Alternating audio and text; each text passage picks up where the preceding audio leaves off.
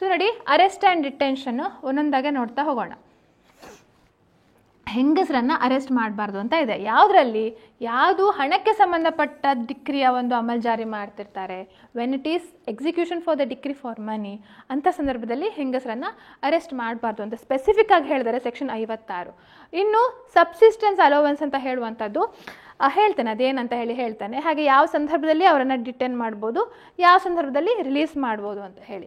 ಇದು ಯಾವ ರೀತಿ ಅರೆಸ್ಟ್ ಮಾಡಬೇಕು ಒಬ್ಬ ವ್ಯಕ್ತಿಯನ್ನು ಸಿವಿಲ್ ಪ್ರಕರಣಗಳ ಸಂಬಂಧಪಟ್ಟಾಗೆ, ಅದನ್ನು ಅಮಲ್ ಜಾರಿ ಮಾಡೋ ಸಂದರ್ಭದಲ್ಲಿ ಯಾವ ರೀತಿ ಅವರನ್ನು ದಸ್ತಗಿರಿ ಮಾಡಬೇಕು ಅಂತ ಹೇಳುವಂಥದ್ದನ್ನು ಡೀಟೇಲ್ ಆಗಿ ಕೊಟ್ಟಿದ್ದಾರೆ. ಸೊ ಅದನ್ನು ನೋಡೋಣ, ಒಂದೊಂದಾಗೆ ನೋಡ್ತಾ ಹೋಗೋಣ. ನೋಡಿ, ಫಸ್ಟ್ ಆಫ್ ಆಲ್ ಯಾವುದೇ ಸಂದರ್ಭದಲ್ಲಿ ಪ್ರಾಕ್ಟಿಕಲ್ ಇರುವಂಥ ಯಾವುದೇ ಸಂದರ್ಭದಲ್ಲಿ ಅವರನ್ನು ಅರೆಸ್ಟ್ ಮಾಡಿ ಕೋರ್ಟ್ ಎದುರು ಕರ್ಕೊಂಡು ಬರಬೇಕು. ಅರೆಸ್ಟಿಗೆ ಅಮಲ್ ಜಾರಿ ಆಗಿದ್ದರೆ ಆಯಿತಾ, ಅರೆಸ್ಟ್ ಮಾಡಬೇಕು ಅಂತ ಹೇಳುವಂಥ ಅಮಲ್ ಜಾರಿ ಆಗಿದ್ದರೆ ಯಾವುದೇ ಸಂದರ್ಭದಲ್ಲಿ ಅವರನ್ನು ಅರೆಸ್ಟ್ ಮಾಡಿ ಇದು ಮಾಡ್ಬೋದು. ಹಾಗೆ ಅವರನ್ನು ಸಿವಿಲ್ ಪ್ರಿಸನ್ಗೆ ಹಾಕ್ಬೋದು ಆಯಿತಾ.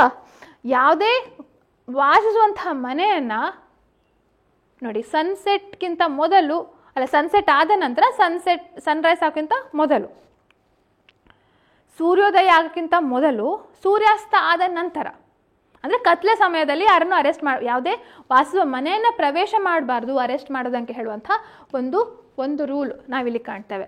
ಅಥವಾ ನೋಡಿ, ಸಹಜವಾಗಿ ಸುಮ್ಮನೆ ಬಾಗ್ಲನ್ನೆಲ್ಲ ಹೊಡಿಬಾರ್ದು.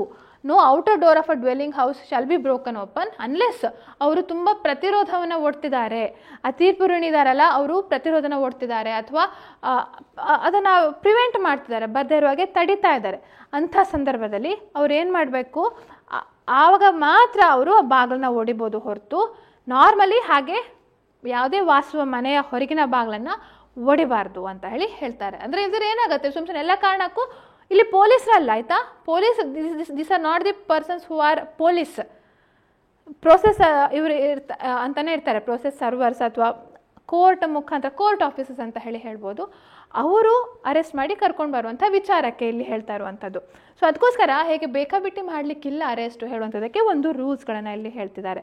ಹಾಗೆ ಈಗ ಪರ್ದಾನಶನ್ ವುಮನ್ ಅಂತ ಹೇಳುವಂಥ ಇದ್ದರೆ ಆಯಿತಾ, ಅಥವಾ ಯಾವುದಾದ್ರು ಹೆಂಗಸು ಆ ಮನೆಯಲ್ಲಿ ವಾಸ ಮಾಡ್ತಿದ್ದಾರೆ ಅಂತ ಇದ್ದರೆ ಆವಾಗಲೂ ಹೆಚ್ಚಾಗಿ ಪರ್ದಾನಶನ್ ವುಮನ್ನೇ ಇಲ್ಲಿ ಹೇಳುವಂಥದ್ದು ಆಯಿತಾ.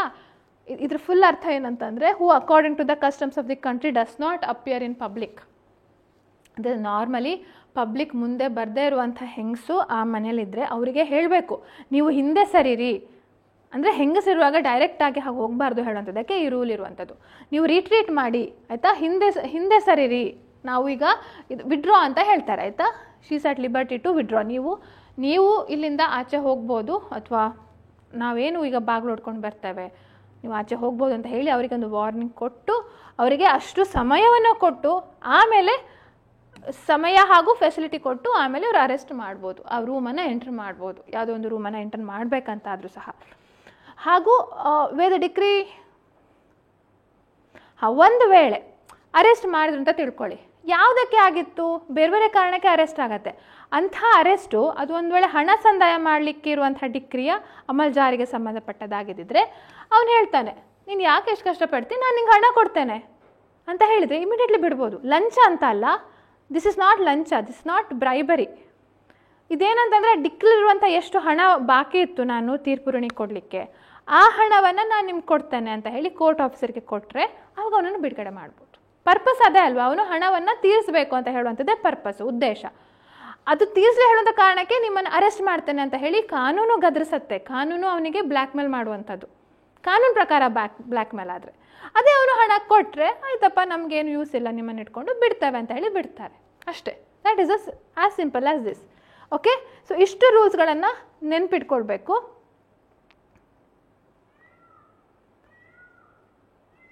ಸೊ ಬೇಸಿಕಲಿ ಏನಂತಂದರೆ, ನಾರ್ಮಲಿ ಯಾವುದೇ ಸಂದರ್ಭದಲ್ಲಿ ಯಾವುದೇ ವ್ಯಕ್ತಿಯನ್ನು ಅರೆಸ್ಟ್ ಮಾಡಿ ಕೋರ್ಟ್ ಎದುರು ಹಾಜರು ಮಾಡ್ಬೋದು, ಆಗ ಅವನನ್ನು ಸಿವಿಲ್ ಪ್ರಿಸನ್ಗೆ ಕಳಿಸ್ಬೋದು. ಆದರೆ ಒಂದು ವೇಳೆ ಒಂದು ಕಟ್ಟಡ, ಒಂದು ಬಿಲ್ಡಿಂಗ್, ವಾಸಿಸುವಂಥ ಮನೆಯನ್ನು ಪ್ರವೇಶ ಮಾಡಬೇಕಾ, ಅವರು ಕತ್ಲ ನಂತರ ಅಂದರೆ ಸೂರ್ಯಾಸ್ತ ಆದ ನಂತರ, ಸೂರ್ಯೋದಯಕ್ಕಿಂತ ಮೊದಲು ಆ ರೀತಿ ಮನೆಯೊಳಗೆಲ್ಲ ಪ್ರವೇಶ ಮಾಡಬಾರ್ದು ಅಂತ ಹೇಳಿ ಹೇಳ್ತಾರೆ. ಹಾಗೂ ಸುಮ್ಮನೆ ಮನೆಯ ಹೊರಗಿನ ಬಾಗಿಲನ್ನೆಲ್ಲ ಒಡಿಬಾರ್ದು ಅನ್ಲೆಸ್ ಯಾವಾಗ ಅಂತಂದರೆ ಆ ವ್ಯಕ್ತಿ ಒಳಗೆ ಪ್ರವೇಶ ಮಾಡಲಿಕ್ಕೆ ಬಿಡ್ತಾನೇ ಇಲ್ಲ, ಅಥವಾ ತುಂಬ ಪ್ರತಿರೋಧನ ಓಡ್ತಿದ್ದಾನೆ ಅಥವಾ ತೊಂದರೆ ಕೊಡ್ತಿದ್ದಾನೆ ಅಂಥ ಸಂದರ್ಭದಲ್ಲಿ ಬಾಗಿಲು ಒಡೆದು ಮನೆ ಒಳಗೆ ಹೋಗಿ ಅರೆಸ್ಟ್ ಮಾಡ್ಬೋದು. ಹಾಗೂ ಆ ಮನೆಯಲ್ಲಿ ಅಥವಾ ರೂಮಲ್ಲಿ ಯಾವ್ದಾದ್ರು ಸಾರ್ವಜನಿಕವಾಗಿ ಹಾಜರಾಗದೇ ಇರುವಂಥ ಯಾವ್ದಾದ್ರು ಹೆಂಗಸರಿದ್ರೆ ಅಥವಾ ಸಹಜವಾಗಿ ನಾವು ಪರ್ದಾ ನಶಿನ್ ಹೆಂಗಸು ಅಂತ ಹೇಳಿ ಕರಿತೇವೆ. ಸೊ ಅಂಥ ಹೆಂಗಸಿಗೆ ಇವರು ಒಂದು ವಾರ್ನಿಂಗ್ ಅಂತ ಅಲ್ಲ, ಒಂದು ಸೂಚನೆ ನೀಡಬೇಕು. ನೋಡಮ್ಮ, ನೀನು ಇಲ್ಲಿಂದ ಹಿಂದೆ ಸರಿಬೇಕು, ನಾನು ನಿಮಗೆ ಅಷ್ಟು ಟೈಮ್ ಕೊಡ್ತೇವೆ, ನೀವು ಆಚೆ ಹೋಗಲಿಕ್ಕೆ ಸಮಯ ಕೊಡ್ತೇವೆ, ನಾವೀಗ ಈ ಬಿಲ್ಡಿಂಗ್ ಪ್ರವೇಶ ಆಗ್ತೇವೆ ಅಂತ ಹೇಳಿ ಆಮೇಲೆ ಅಂಥ ವಾರ್ನಿಂಗು ಫೆಸಿಲಿಟಿ ಅಷ್ಟು ಟೈಮ್ ಕೊಟ್ಟು ಆಮೇಲೆ ಅವರು ಮುಂದುವರಿಬೇಕಾಗತ್ತೆ. ಆಯಿತಾ? ಸೊ ಇಷ್ಟು ಇದಕ್ಕೆ ಸಂಬಂಧಪಟ್ಟ ಹಾಗೆ ನಾವು ನೋಡುವಂಥ ಸೆಕ್ಷನ್ 55. ಸೊ ಇದೇ ಕನ್ನಡದಲ್ಲೂ ಸೇಮ್ ಅದೇ ಇದೆ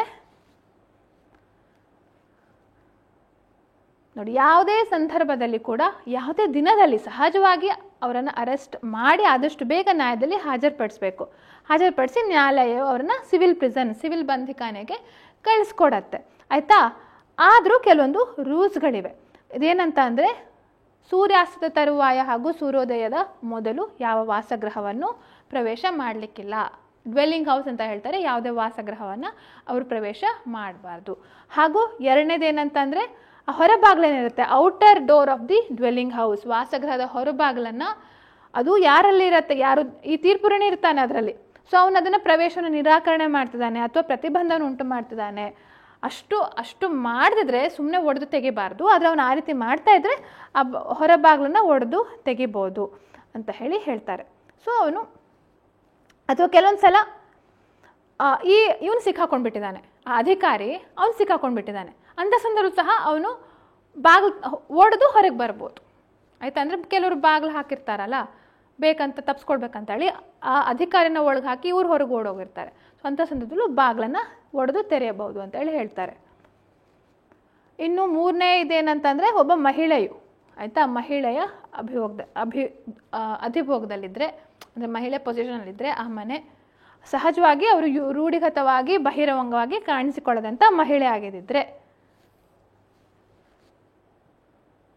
ಆಗ ಅವ್ರು ಏನು ಮಾಡಬೇಕು, ಆ ಅಧಿಕಾರಿ ಏನಿರ್ತಾರಲ್ಲ ಅವರು ನೀನು ಹೊರಗೆ ಹೋಗ್ಬೋದು ಅಂತ ಹೇಳಿ ಸೂಚನೆ ನೀಡಬೇಕು, ಸರಿಯಾದ ಸಮಯವನ್ನು ನೀಡಬೇಕು. ಹಾಗೂ ಸೌಕರ್ಯ ಕೂಡ ಹೋಗು ಅಂತ ಹೇಳಿ ಇವರು ಫುಲ್ ಅಡ್ಡಗಟ್ಕೊಂಡು ನಿಂತ್ಕೊಂಡಿದ್ರೆ ಆಗೋದಿಲ್ಲ ಅಲ್ಲ. ಸೊ ಅದು ಅವರಿಗೆ ಹೊರಗೆ ಹೋಗುವಾಗೆ ಒಂದು ಸೌಲಭ್ಯವನ್ನು ನೀಡಿಕೊಡ್ಬೇಕು, ಸೌಕರ್ಯವನ್ನು ರೀಸನೇಬಲ್ಸ್ ಯುಕ್ತ ಸೌಕರ್ಯವನ್ನು ಒದಗಿಸಿಕೊಟ್ಟು ಆಮೇಲೆ ಇವರು ಆ ಕೋಣೆನ ಪ್ರವೇಶ ಮಾಡಬೇಕು. ಹಾಗೂ ನಾಲ್ಕನೇದೇನಂತಂದರೆ, ಒಂದು ವೇಳೆ ದಸ್ತಗಿರಿ ಮಾಡಿದಿದ್ರೆ ಎಷ್ಟು ಹಣ ಸಂದಾಯ ಮಾಡಲಿಕ್ಕೆ ಬಾಕಿ ಇತ್ತು ಡಿಕ್ರಿ ಪ್ರಕಾರ ಅಷ್ಟು ಹಣವನ್ನು ಈ ತೀರ್ಪುರುಣಿ ಅಧಿಕಾರಿಗೆ ನೀಡಿದರೆ ಆವಾಗ ಇಮಿಡಿಯೇಟ್ಲಿ ಅವನನ್ನು ಬಿಡುಗಡೆ ಮಾಡತಕ್ಕದ್ದು. ಇಷ್ಟೇ. These are the rules of arrest and detention. Section 55ರಲ್ಲಿ ಬರುವಂಥ ಅರೆಸ್ಟ್ ಮತ್ತು ಡಿಟೆನ್ಷನ್ಗೆ ಸಂಬಂಧಪಟ್ಟ ಸೆಕ್ಷನ್ನು. ಹಾಗೆ ಸೆಕ್ಷನ್ 58ರಲ್ಲಿ ನಾವೇನು ಕಾಣ್ತೇವೆ, ಮುಖ್ಯವಾದಂಥದ್ದು ಹೆಂಗಸನ್ನು ಅರೆಸ್ಟ್ ಮಾಡಬಾರ್ದು ಅಂತ ಇದೆ. ಯಾವುದಕ್ಕೆ? Only in the execution of a decree for the payment of the money. ಈಗ decree for something else, decree for mortgage ಆ ರೀತಿ ಏನಾದರೂ ಇದೆ ಅಂತ ತಿಳ್ಕೊಳ್ಳಿ ಎಕ್ಸಾಂಪಲ್, ಅಂಥದ್ದಲ್ಲೇ ಹೆಂಗಸನ್ನು ಅರೆಸ್ಟ್ ಮಾಡ್ಬೋದು ಅದನ್ನು ಎಕ್ಸಿಕ್ಯೂಷನ್ ಮಾಡಲಿಕ್ಕೆ. ಬಟ್ ಈ ಹಣ ಸಂದಾಯಕ್ಕೆ ಸಂಬಂಧಪಟ್ಟ ಹಾಗೆ ಡಿಕ್ರಿ ಆಗಿದ್ದು ಅದನ್ನು ನೀಡಲಿಕ್ಕೆ ಹೆಂಗಸು ಬಾಧ್ಯಳಾಗಿದ್ದಾಳೆ. ಬಟ್ ಅವಳ ಪ್ರಾಪರ್ಟಿನ ಅಟ್ಯಾಚ್ ಮಾಡ್ಬೋದು, ಬಟ್ ಅರೆಸ್ಟ್ ಪ್ರಾವಿಷನ್ ಇಲ್ಲ, ಅರೆಸ್ಟ್ ಮಾಡಲಿಕ್ಕಿಲ್ಲ ಅಂತ ಹೇಳಿ ಬಹಳ ಸ್ಪಷ್ಟವಾಗಿ ಹೇಳ್ತಾರೆ. ಸೆಕ್ಷನ್ 56ರಲ್ಲಿ ಹೇಳ್ತಾರೆ, ಅರೆಸ್ಟ್ ಮಾಡಿ ಅವರನ್ನು ಸಿವಿಲ್ ಬಂಧಿಖಾನೆಯಲ್ಲಿ ಕಳಿಸಬಾರ್ದು ಅಂತ ಹೇಳಿ. ಆಯಿತಾ? ಸೊ ಅದು ನೋಡಿ ಸೆಕ್ಷನ್ 56ರಲ್ಲಿ ಕೂಡ ನಾವು ಕಾಣ್ತೇವೆ.